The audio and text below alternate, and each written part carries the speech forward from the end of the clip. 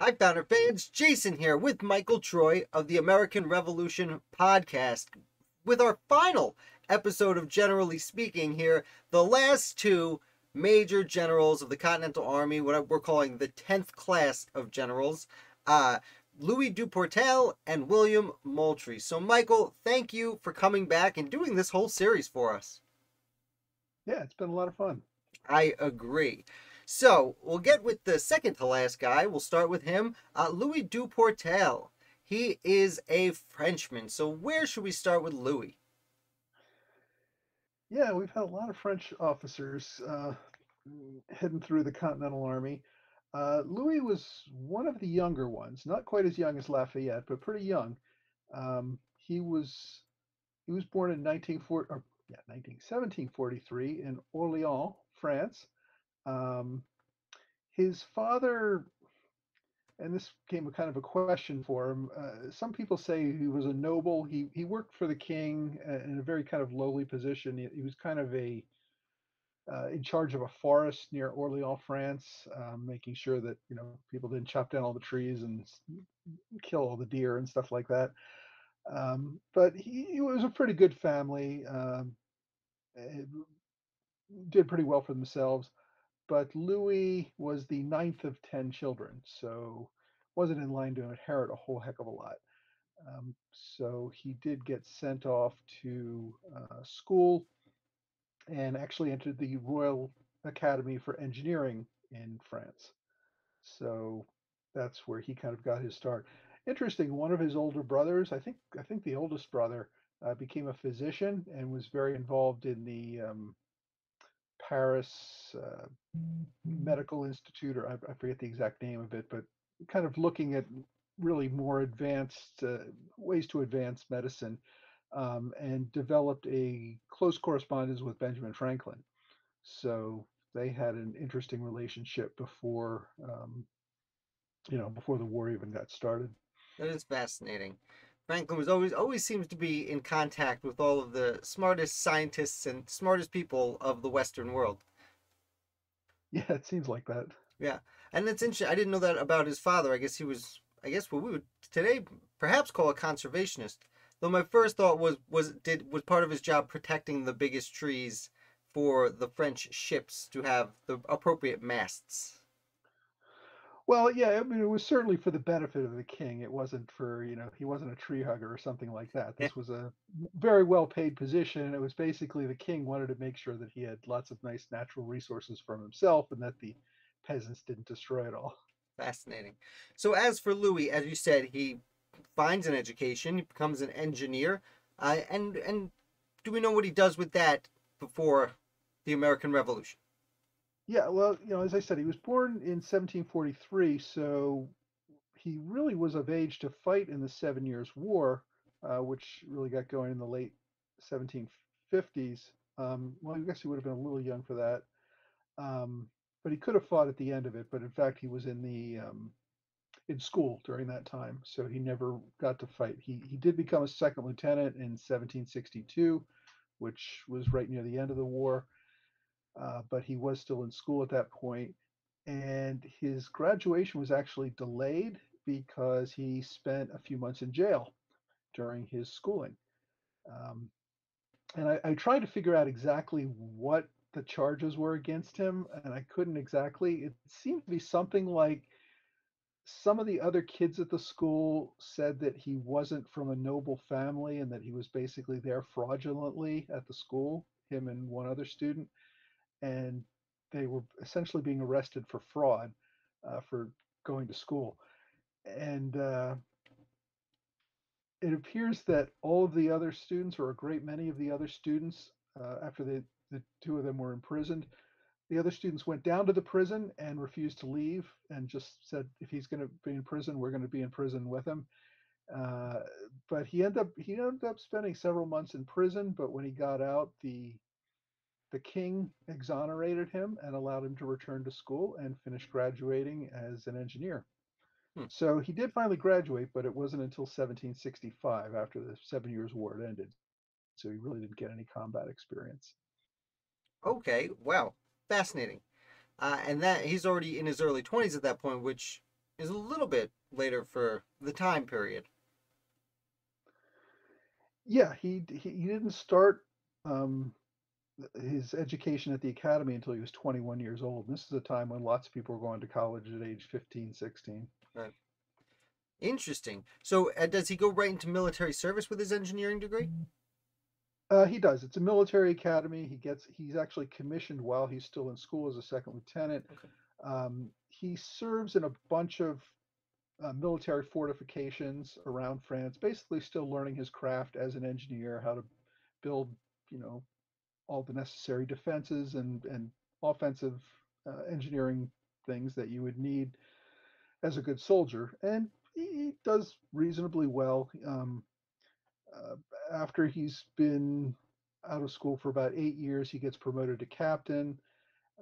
He's um, actually gets the attention of the Minister of War, Saint Germain, no relation to the British Germain.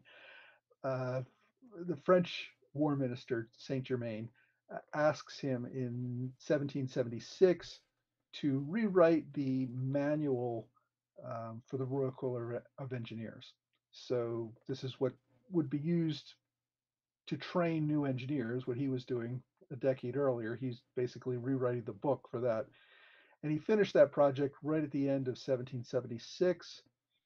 Uh, and just about the time he was finished, Benjamin Franklin arrives in France as the newest commissioner, joining Silas Deane and Arthur Lee.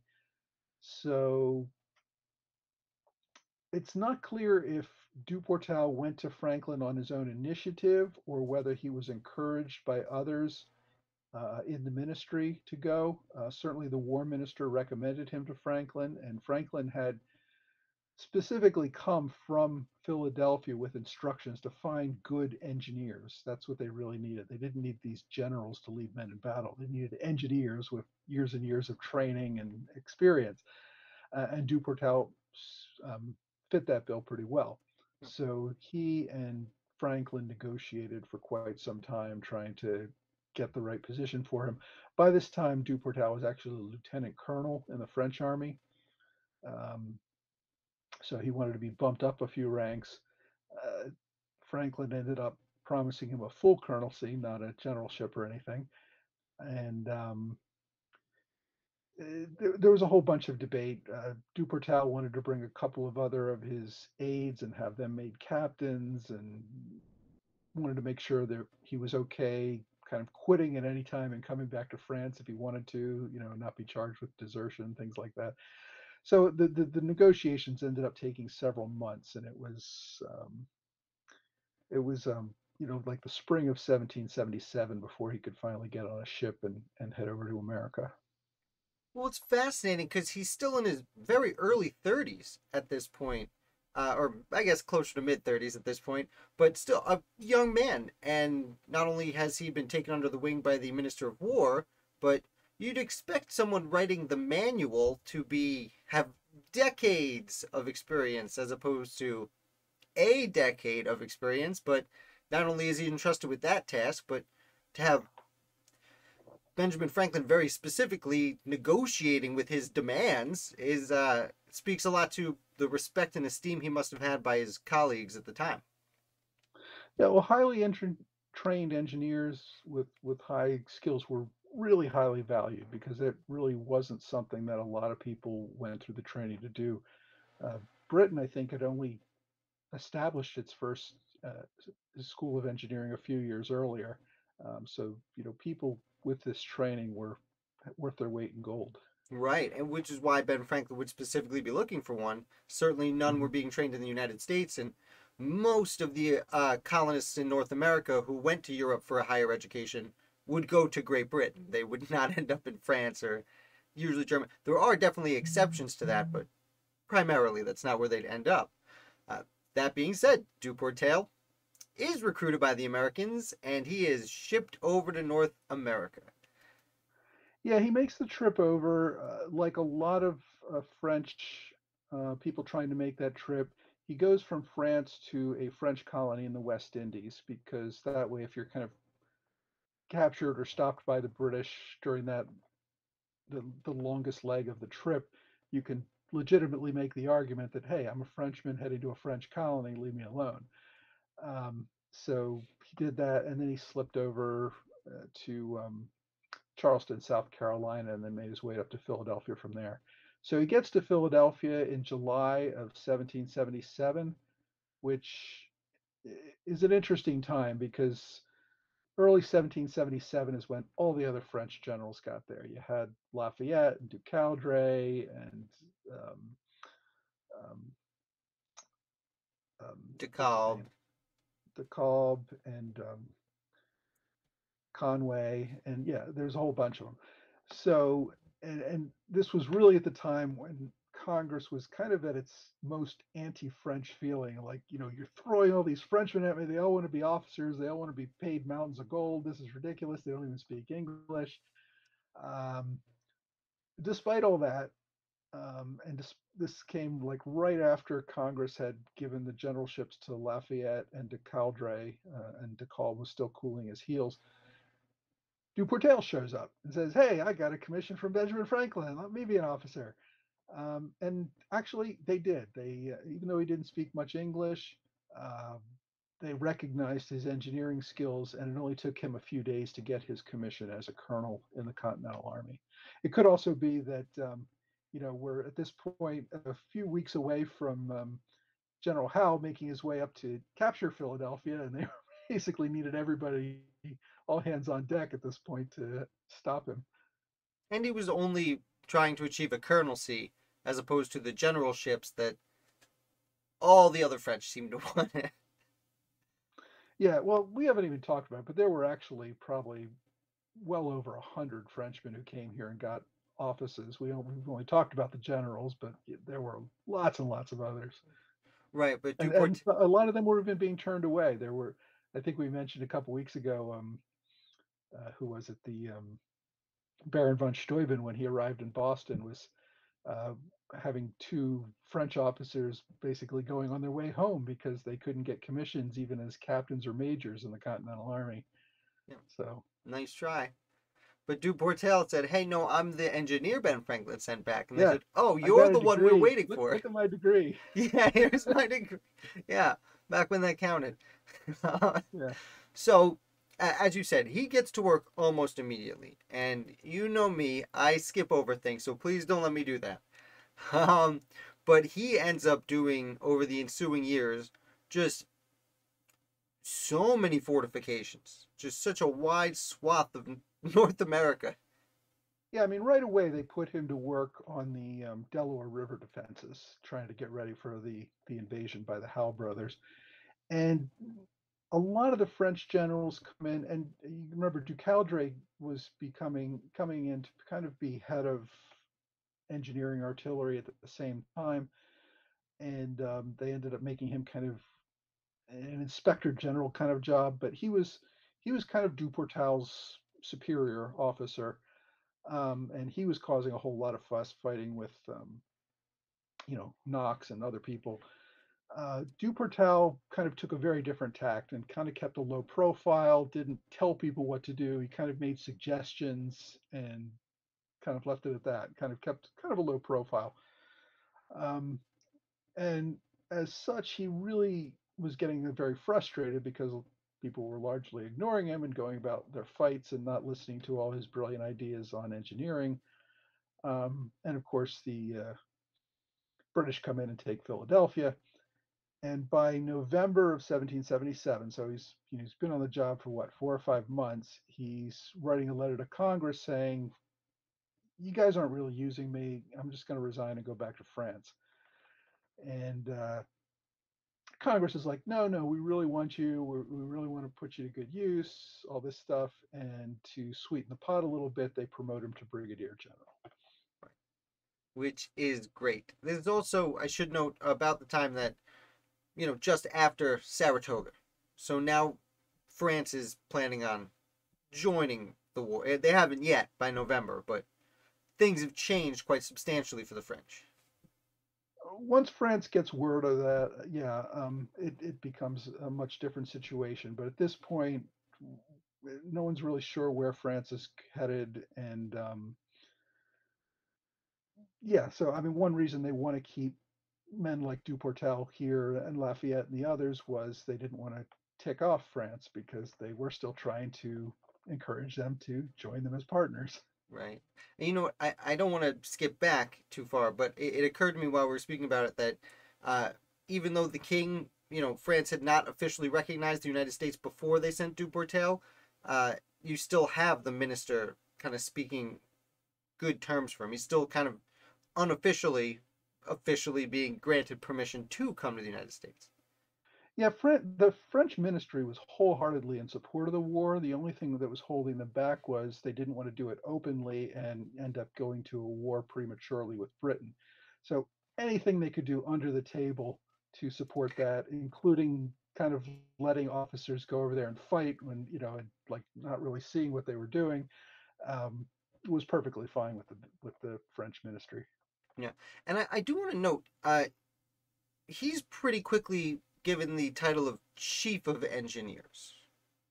Yeah, he's actually given that position at the same time he gets promoted to brigadier general. Right. So And almost right away. you also have to remember that Ducaldre conveniently died in September, taking him kind of out of the mix and making a bit of a way for Duportail to advance.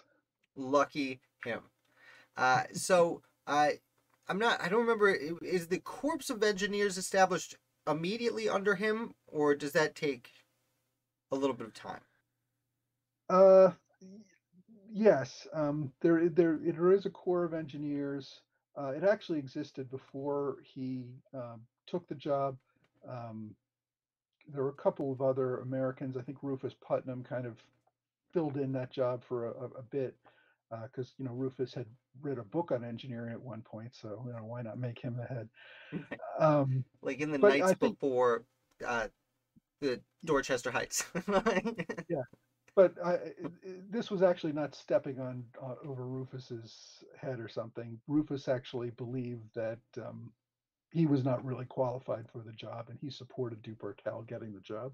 Yeah. Well, he wasn't an engineer. Yeah.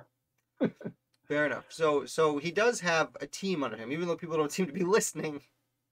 Duportail does at least have a somewhat of a team Yeah, working I with. mean, he does a few things at on the Delaware River basin, but of course the British come in with overwhelming force and take that. Duportail ends up kind of spending the next winter at Valley Forge with Washington, not really doing a whole lot. I mean, he works on some defenses, but they're not really setting up a real military defense at Valley Forge. They're just kind of waiting for the winter to end. And he does travel with the army to Monmouth.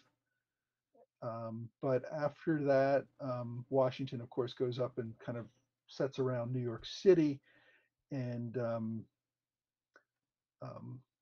Duportail goes back to Philadelphia and is working on reestablishing the defenses there on his own with the Corps of Engineers. And how long is he in? Do we know how long he's in Philadelphia before he moves on? Because I know he ends up doing quite a bit of running around. Yeah, he spent, I think, most of 1778 in the Philadelphia area, and then in 1779 he heads up to the Hudson Valley and does a lot of work on the forts along the Hudson River, including West Point. Right. And then does he make it out to Boston at any point?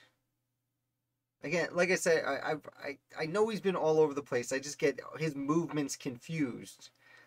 Yeah, I'm not sure if he made it up there or not. He did kind of go a lot of places just to kind of inspect and make suggestions. I don't think he spent a great deal of time in Boston. Yeah, He that's was mostly in the Hudson Valley until he went down south in 1780. right. That's why I have so much trouble with him because he is always he's never stays in one place. like so he does eventually, and don't let me skip anything, but he does eventually make his way down to Charleston. Yeah, in 1780, General Benjamin Lincoln's down in Charleston. They're kind of expecting the British to launch a major attack. The British hold Georgia at this point. Um, and so Washington sends Duportail to Charleston to make sure that the defenses are as good as they can be before the British attack. Duportail gets down there, and about a couple of weeks later, the British take Charleston. So he really has no much time to do much of anything except get captured and become a prisoner of war. Great. So he is held as prisoner of war for a bit. Yeah, he's not held very long. He's exchanged about 5 months later and returns to working with Washington's army back up north. Right. And what he, again, don't let me skip anything, but what he's probably most famous for is he joined the army at Yorktown. Right, he remains with Washington for from late 1980, late 1780 to late 1781 for the Yorktown campaign. Washington brings Duportail with him from the New York area down to Yorktown, and Duportail spends a lot of time uh, helping the army establish its entrenchments and all the defenses that they need. And the way Yorktown worked, it was a siege where they kind of slowly moved trenches closer and closer and closer to the British until they could get their cannons close enough to really kind of blow them away at almost point blank range. And that took a lot of engineering skills, and Duportail is generally credited with that. He's really kind of a popular officer among all the leadership. I mean, Washington says all sorts of wonderful things about him. So does Lafayette. Um, the, they just everybody is really glad that he's on their side. Right. Well, I was going to bring that up because the name Washington, as usual, has popped up quite a bit in this discussion. And it's my understanding is that one of the reasons he ends up staying with Washington, traveling with Washington so much, is because he does earn the trust very much of the commander in chief. Yeah, absolutely. Washington very much values his abilities as an engineer and leading a lot of these projects. And of course, it's all validated at Yorktown. He does such a great job. And a few weeks after the victory at Yorktown, Congress agrees and promotes him to Major General. I should also mention that he was the most junior brigadier general for the longest time because they didn't um, appoint another brigadier for like almost a year and a half after his appointment. So he was really at the bottom of the um, general's list. Right. And then all of a sudden he pops up to major general Right. after Yorktown, and this is really close to the end of the war. It's very end of 1781. Yeah, it's a few weeks after Henry Knox, and he's only the second to last ranking major general. But like you said, not to reiterate too much, but his work with the entrenchments at Yorktown is really a significant achievement and not usually spoken about when you talk about the victory. Well, I shouldn't say not usually spoken about. Should be spoken about more when we have discussions about Yorktown. Yeah, absolutely. It was not a field battle. It was a siege that was really all about engineering and artillery.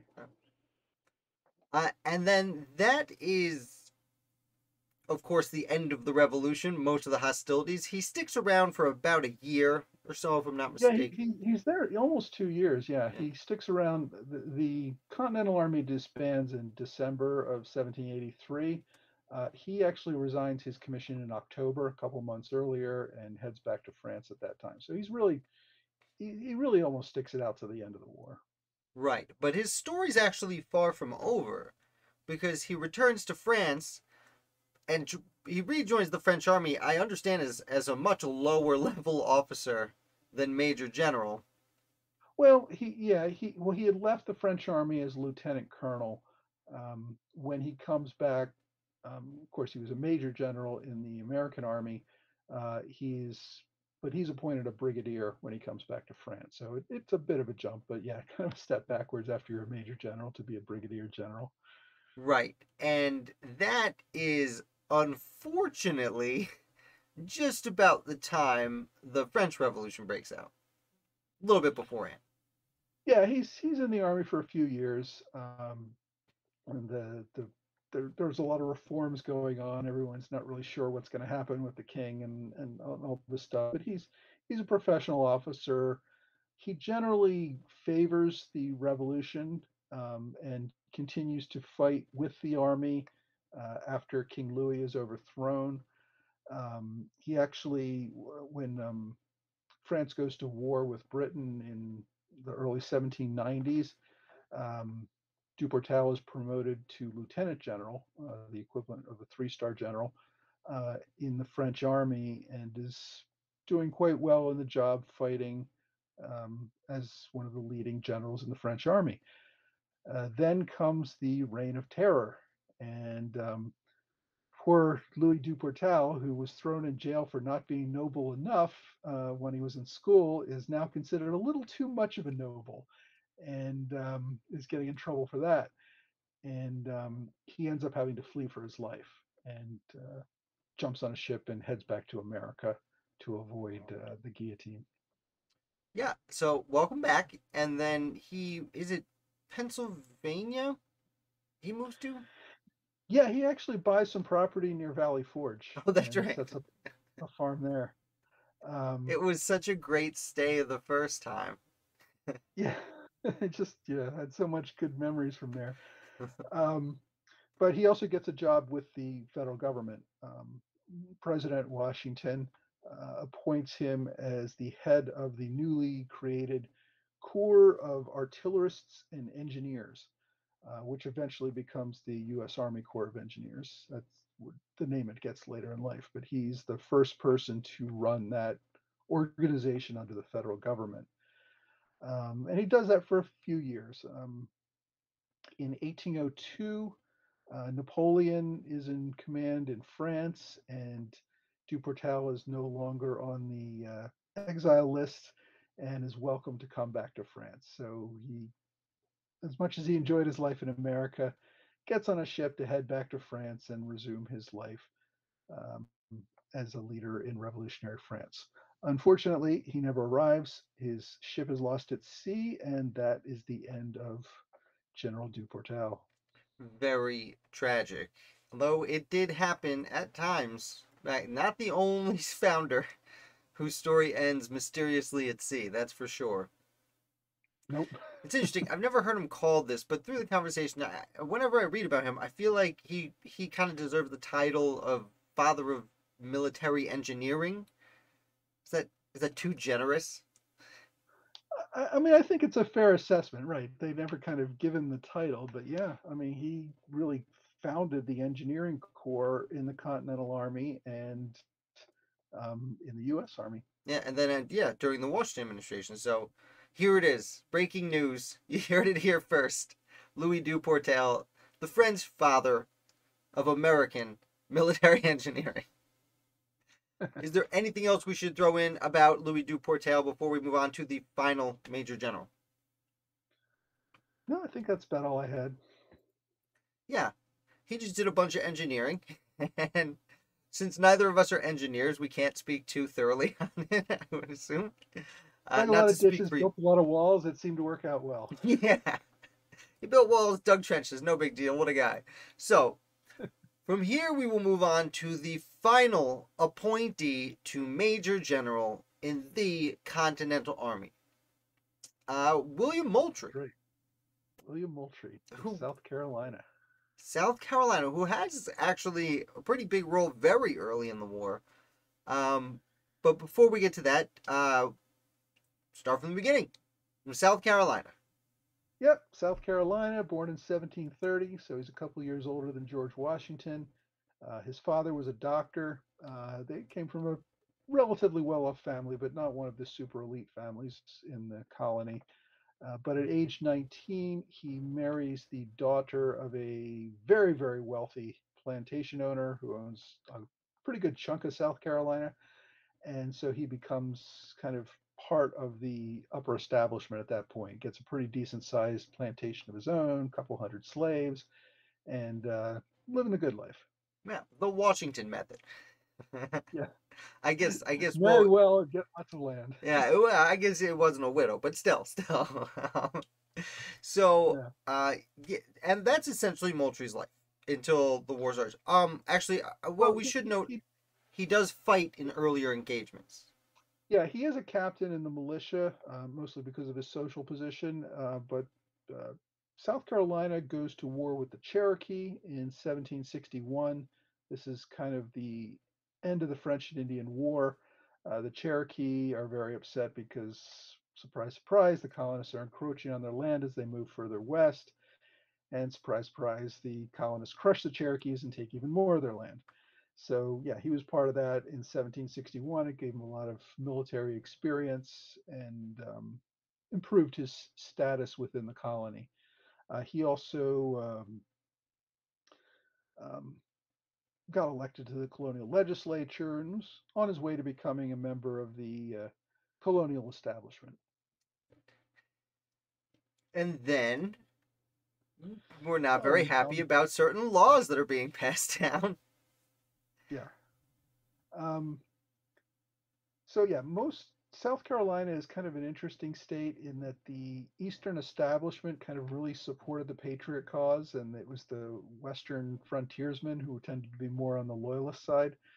Um, Moultrie was part of the Eastern establishment, and he was a patriot from early on. Um, he was actually appointed to attend the First Continental Congress, although he declined to attend. He was a militia colonel by this time, um, and he was a member of the committees of correspondence, and just really involved in a lot of the pre-war stuff that you would expect a patriot leader to be doing. Right. So an early patriot. And as things get tough, I don't want to skip over. Like I said, I like to skip ahead. I get so excited for certain stories that I skip still exciting stories. But before okay, I'm sorry. I got distracted because you were saying South Carolina was strange. I recently spoke about Richard Richardson's snow campaign, where he basically went out and captured a bunch of loyalists on the interior and came back, and it snowed in South Carolina. So everyone just kind of went home and they let most of their captives go. So anyway, as for William Moultrie, this is the position he's in once the war comes to South Carolina. There is a first. If I'm skipping something, let me know. But there is a first siege of Charleston. Yes. Well, the one thing he does before the war actually gets going is he designs a new flag for South Carolina, which is known as the Moultrie Flag, which is a big blue flag with a little gorget that says Liberty in the upper left-hand corner. So if you've ever seen that, it incorporates part of what is today South Carolina's flag. But I have um, my Moultrie flag around here somewhere. I'm looking for it. It's not right on hand. But you have one? Yeah, bring it out. well, it looks sort of like this, except it doesn't have the word Liberty on the bottom. That was added later. Right. But It's anyway, interesting. I didn't realize he made that before anything happened. I knew he made it before the battle he's most famous for. here it is. Here's the one that There it that is. is Okay, real. nailed it. Whammy. So this is the flag that flew over Fort Sullivan in Charleston Harbor in 1776. So he Okay, designed it and for. in Charleston Harbor, as you said, Fort Sullivan. Is Moultrie appointed to take charge of Fort Sullivan, or does he arrive as the battle's beginning? No, he is in Charleston, getting ready for this battle for months and months. Um, he is the one who's kind of overseeing the construction of Fort Sullivan on Sullivan's Island, which is an island in the Charleston Harbor. Um, when the British are getting ready to attack, George Washington sends down Major General Charles Lee to take overall command, which he does. But Moultrie remains in command of the little fort in the island, and while Lee is trying to get all the rest of Charleston's defenses in place. Lee actually strongly suggests that they abandon the island and the fort because obviously the British are coming down with a bunch of ships, and they're easily going to surround this island and capture it. And anybody out there is going to be taken prisoner. They haven't even built the back wall to the fort yet, so it's really not in a position to uh, defend itself against a British siege. And this was a pretty big fleet that came down. We have General Sir Henry Clinton leading the um, attack. Admiral Peter Parker is with him, and joining him straight from Britain with reinforcements is a young lieutenant general named Charles Cornwallis. Yeah. So this is going to be a big deal, and it's funny you say the fort's not finished. This is pre-Louis Deportail, so that might explain why that's not there. Of course, Charles Lee, who everyone seems to respect for some reason at the beginning, comes down and gives terrible advice. Moultrie. Now, Moultrie was in the state militia, so he wasn't technically disobeying Charles Lee because he wasn't in the That's right. Continental Well, Army. he was a militia officer, and Lee did not order him to leave the island. He was saying, "This is really a bad idea, guys," and he wasn't wrong. I mean, this Right. was a really, really risky thing for a bunch of green militia to be out there on an island in an unfinished fort, surrounded by, a couple of dozen British ships of the line. That's just doesn't seem like a good idea, with no ability to escape the island if they get surrounded. No, but their flag says liberty on it, so they're going for it. And they do. And William Moultrie somehow does a very good thing. Actually, speaking of engineering, before we get to the battle itself, uh, South Carolina is now known as the Palmetto State, which I understand part of that has to do with the battle we're about to discuss, because they cut down the only trees they had, which were palmetto trees, to make their fortifications out of. Yeah, they built the fort out of green palmetto logs, and any engineer will tell you it's a really bad idea to use green wood because it dries out and then changes shape, and you end up with gaps in the walls and cause all these problems. But greenwood was what they had. Greenwood is what they used. So what they did was they built a big wall of green logs on the outside. Then they built another set of green logs, a few feet inside of that, and then they filled in the area in between with sand. And what ended up, it worked out very well because when the British started pounding these walls, which they would normally be able to shatter a wooden wall, the green logs kind of just um, absorbed the cannonballs and then kind of expanded back out again. And you couldn't even barely see where the cannonball had gone in. And the cannonball, of course, gets sucked into the sand, and they could just fire all day and the wall's just going to stand there. It's not doing anything except getting filled with iron and becoming stronger. Right. So, yeah, it becomes a you know, an exercise in futility. So the British try to land on the island. Um, they actually land on a small island that's right next to Sullivan's Island, being told that they can walk across the sandbar to get to the main island. They find out the water's too deep. They can't make it. The Patriots put up a cannon near there, so if they try to cross, they're going to get slaughtered by a cannon while they're trying to, make their way through water. So they give up on that idea. Then they decide they're going to sail around to the back of the fort and just shoot everybody from behind where there's no wall. Great idea. Um, but they can't seem to get their ships across the sandbar. One of their ships gets stuck and gets destroyed. The others end up having to turn around. So this, fort without a back wall is perfectly fine because the British can't get around behind them. And finally, the frustrated British end up just leaving and sailing away without accomplishing anything. And this is actually something that Sir Henry Clinton, the British general, like feels is like his greatest embarrassment of all time. And he's like spending the next few years trying to justify his performance at this loss, and like actually really takes it out on Admiral Peter Parker. Um, and Yeah, it becomes a thing for some time. And I think it's one reason why Clinton, after he became North American commander years later, wanted to personally lead the attack on Charleston in 1780 because he was so embarrassed by his performance at Charleston in 1776. Oh yeah, and we will get there because he returns, and it doesn't go quite as well for the Patriots the second time around. But as for William Moultrie, who now, as you said, is still a colonel, I believe, in the militia, or has he been promoted in the He is a militia? militia in the colonel during the battle. He is very much celebrated for his success in saving the fort and saving the island and essentially saving Charleston.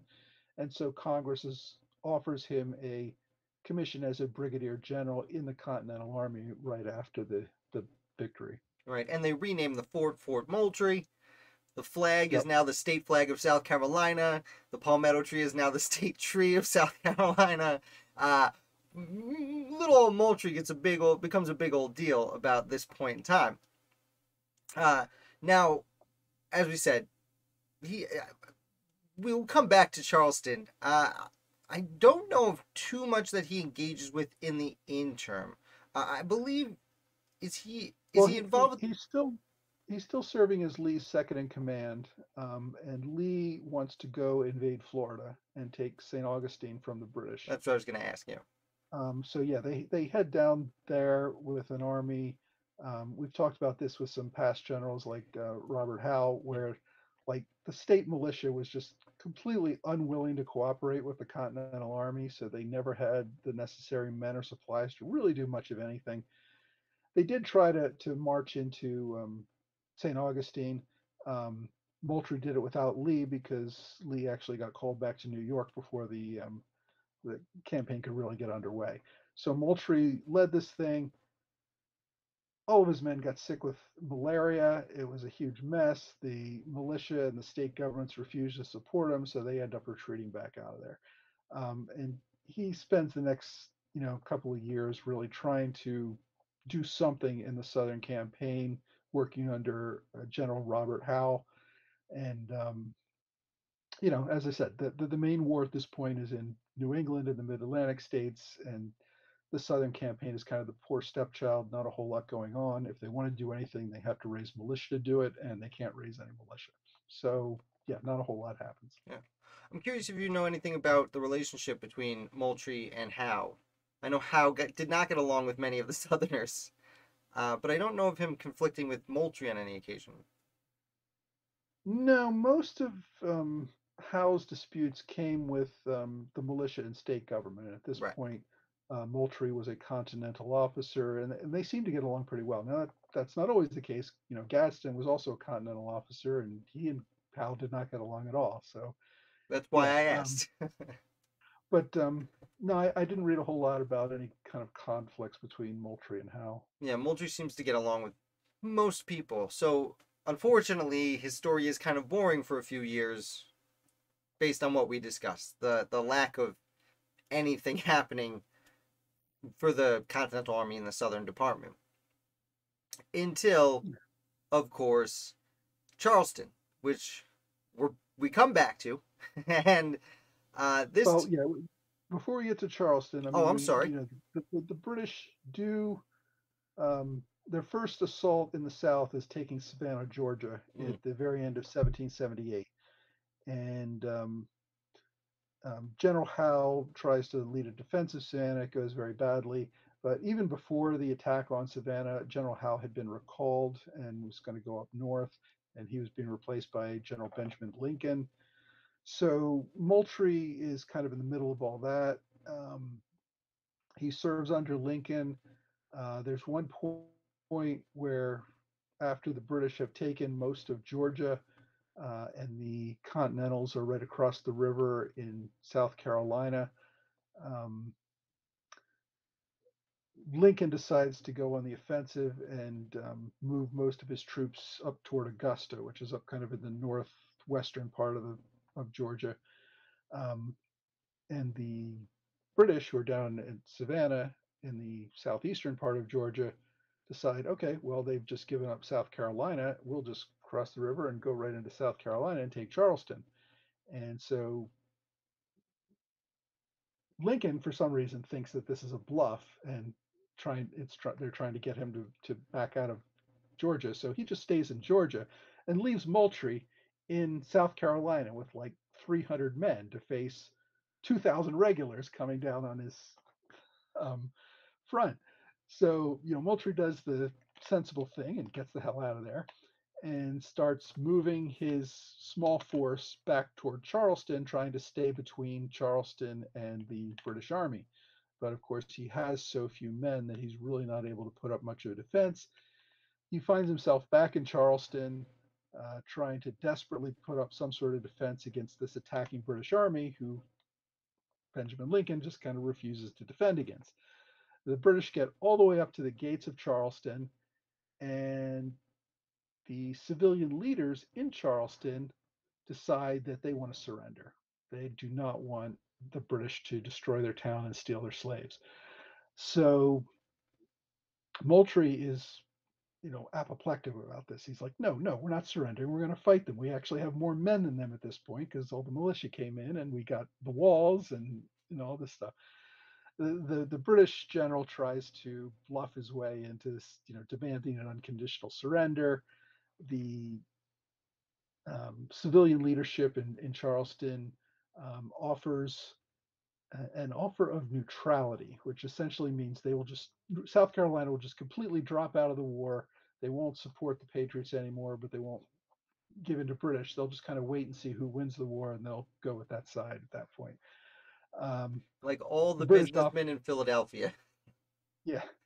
So the British commander at this point, it's Mark Prevost, who is actually the brother of General Augustine Prevost, says he really doesn't have the authority to make political deals with anybody, but he's more than happy to accept their unconditional surrender. They refused to do it. Prevost finally realizes that after besieging the city for about a week, Benjamin Lincoln has finally decided that the British weren't bluffing and starts bringing the main army up behind the British, and so Prevost has to skedaddle back to Savannah, and Charleston is saved in 1779. That's right. Thank you for bringing that up because I always forget there are 3 sieges of Charleston. Yeah. And the first one, Moultrie wins. The second one, we just discussed. And the third one is different. So definitely thank you for reminding me of that. Yeah. Like I said, I like to jump ahead to the exciting parts. The third time's always a charm for the British. But yeah, so the next big thing is the Siege of Savannah. As I said, the British held Savannah. The French fleet came down and tried to assist the Americans in retaking Savannah. It's besieged for several months. Moultrie actually doesn't play a role in that. He is in command of troops at Charleston, while General Lincoln is fighting the siege at Savannah. So that doesn't go well. They don't break the siege, and the British hang on to it. And then, of course, in 1780, our old friend Henry Clinton comes back for his next bite at the apple in Charleston. Yeah, he was probably excited the second time didn't work, because now he gets his real shot. Yeah. And as we've mentioned... I was going to say, throughout all of this, even though the British sent down about 3,000 or 4,000 regulars to take Georgia, that was really the extent of the British forces in the Southern Command. It really was not a large fighting force. And when Henry Clinton came down, he brought, I forget, it was like 12,000 men with him or something. It was a huge number, a really overwhelming amount, because he really, really wanted to take this city. Right. And as we mentioned, not only earlier in this episode, we're talking about Louis Duportail, but in several prior episodes, because the capture of Charleston is such a significant moment. And, I should bring it up now. We talk a lot about northern cities, but Charleston was one of the most important cities in North America at this point. Yeah, it's probably one of the 3 or 4 largest cities in the country. Very wealthy, very important, a key to trade. One of the reasons both sides considered it important was it was kind of the gateway to the Caribbean, and it was one of the most important cities for trading with the West Indies islands. So yeah, it was very important, and the Americans committed about 5,000 soldiers to the defense of Charleston, and as a result, it turned out being the largest loss for the Americans in the entire war, when that entire 5,000 army men were all captured. A few were killed, but most were captured. Yeah. Right. And that includes not just Louis Duportail and several signers of the Declaration of Independence, but William Moultrie. Yes, William Moultrie is captured. One thing we did skip over in 1779, he was married, I said, in 1749 when he was 19 years old. His wife died. He actually remarried in 1779 to the widow of Thomas Lynch. So Oh, interesting. Thomas Lynch, who, for Thomas anyone, Lynch Sr. So he was the father of the signer of the Declaration of Independence. oh, okay. Well, Thomas Lynch Sr. was in Philadelphia. This is a fun fact. Thomas Lynch Sr. signs the Articles of the Continental Association, and then he Yeah, has a Lynch Sr. was at the first and second Continental Congress, but he yes, left right before the signing. no, he had a stroke and Oh, couldn't okay. couldn't walk a few blocks. So Oh, his son replaced him to not only take care of South Carolina as a delegate, but also to take care of his father, and hmm. then literally signs the Declaration with his father in Philadelphia, a few blocks away. Had he been able to get out of bed and make it, then they would have been the only father-son tandem to sign the Declaration, unfortunately. Yeah, I Sadly. think they were the only father and son to both serve in the Continental Congress. Are they? I think so. No, no, Henry and Arthur Middleton of South Carolina. Oh, Actually, did they? yes, Okay. Henry Did not realize. Middleton was president of the First Continental Congress for 4 days at the end there. He was replaced by his son Arthur, who was more pro-independence, and then Arthur, I believe, was captured in the Siege of Charleston. We're discussing. Man, we're really tying it together today, huh? It's all in the family. Yeah. There you So go. anyway, So anyway, yeah. So he actually, gets captured. I was going to say, speaking, we mentioned earlier, people getting lost at sea. Thomas Lynch Jr., he brings his father, tries to bring his father back to South Carolina. He dies on the way in Baltimore. And then he is ill for this whole war. He tries to go to the Caribbean for some of that good air that was supposed to cure you. And he is also lost at sea. So, Yeah, he actually drowns with his wife in 1779 on the way to St. Eustatius. yeah. Sorry. I'm very excited about the Lynch family. I really love their story. Anyway. Anyway, back to Moultrie. So he marries one of Uh, the Lynches. Great. he's married one of the Lynches, and a year later, he's a POW. Yeah, excellent. Um, And and he he is actually, spends a good amount of time. yeah, I mean, we said Duportail got exchanged within about 5 months. Not only that, um, Moultrie was typically generals and senior officers are treated like gentlemen, given parole, that sort of thing. He was actually thrown in prison and held by the British under fairly harsh conditions for a time. Um, Interestingly, the British command offered him a commission in the British Army. He was offered a colonelcy if he wanted to become a British regular, and he could go lead a regiment in that would be serving in Jamaica.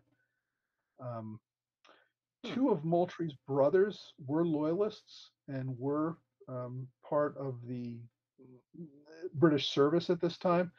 So it wasn't that much of a stretch to think, well, maybe now that this whole war is coming to an end, you'd like to join your brothers on the right side and um, become an officer. And of course, he absolutely refused and said, how could anyone possibly do anything so despicable as joining the other side? And of course, Benedict Arnold is doing that very thing about this exact same time. Well, they But offered many people. sure. Yeah. But yeah, Moultrie is in prison. He says no and remains a prisoner for a couple of years. He actually does get parole at some point and is able to go back to Philadelphia, but he's not allowed to fight until he's formally exchanged with a British general. And that does not happen for about 2 years. He's exchanged finally in 1782, which is well after the Battle of Yorktown. I think at this point they're just like British are like, all right, let's just kind of get this all settled, get all of our people back. You get all your people back. The war's pretty much over anyway. So he's actually exchanged for General Johnny Burgoyne. Oh, well, look at that. Really Yeah. top notch. Which, in hindsight, I mean, that's 5 years of captivity for Burgoyne. Well, Burgoyne got parole pretty early on. He went back to London to start Right. screaming at all the British leadership for screwing him. Yeah, captivity was the So wrong word to use. You're yeah, absolutely right, but he was technically a prisoner of war, and was not allowed to come back and fight in America. Not that he would have been, British would have let him anyway, but um, yeah. So Burgoyne was, yeah, from 1777 to 1782, technically an American prisoner of war, Right. but And he was on parole for almost all that time. like half a decade, yeah. So Moultrie returns and is almost immediately rewarded for his imprisonment with a promotion to Major General in the Continental Army. Right. This is late 1782. Um, he becomes our last major general in the Continental Army. Right. And I believe he hangs out with the Army for that last year pretty much before returning to South Carolina, where he's pretty quickly elected lieutenant governor. Yeah, he goes back to politics right after the war. Yeah. And yeah, in 1785 is actually elected governor of the state. So yeah. Oh, that's right. That's right. I forgot. He in the mid 1780s was elected governor. He went lieutenant governor to governor because he takes almost a decade off. Not quite. Takes about 5 years off and then is again elected governor in the 1790s during the George Washington administration. Yeah, South Carolina had a term limit. You could only serve a single 2-year term as governor, and then you could come back again later, but you couldn't serve two sequential terms. So he served 2 years as governor, and then went back to the state senate. Was obviously a prominent senator in the state. Was part of the ratification process of the U.S. Constitution, and then in 1792 was elected governor for a second term. Right, because despite his imprisonment, he was still, and dare say, is still a hero in the state of South Carolina. Yeah, he was one of the leading men of the state. He played an important role in the war. He was a well-respected politician, and he was a gentleman of wealth and social status, which are all good things when you're running for office in this era. I mean, it's just His always a second good thing. term, his second term did cause him some problems, though. He and Washington had a pretty good relationship, which was largely ruined during his second term as governor. The French Revolution was well underway at this point, and a fellow came over from France by the name of Citizen Genet, who wanted to get America involved in the war, and Washington was very eager to keep us out of the war. Um, and So Moultrie um, supported Citizen Genet, helped him to outfit privateers in Charleston to go fight against the British, and Washington was absolutely against this. He wanted to keep America out of the war. He had been neutral. Washington had actually been in South Carolina the year before he became governor. He stayed, he had dinner with Moultrie. They were, on very good terms. But this fight over what became known as the Citizen Genet affair really split the two men as at least political adversaries, and um, Moultrie. I don't think that relationship ever really healed. Right. Well, the Genet affair split a lot of relationships.